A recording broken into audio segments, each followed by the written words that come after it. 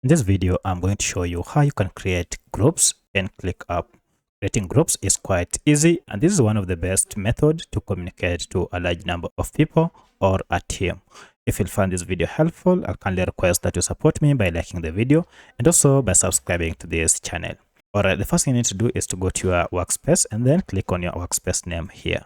Under this, click on settings, and from settings, head down to teams.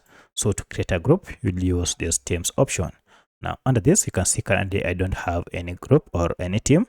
I'll go ahead and click on create team, and then I'll create a team. Maybe this is a social management team, and I'll go ahead and click on save to create it. Now you can see our team has been created. You can now go ahead and start inviting people to this team.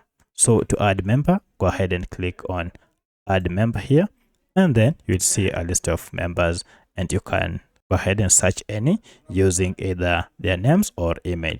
If you have any other question, kindly let me know in the comment section. Otherwise, thanks for watching, and let's meet in the next video.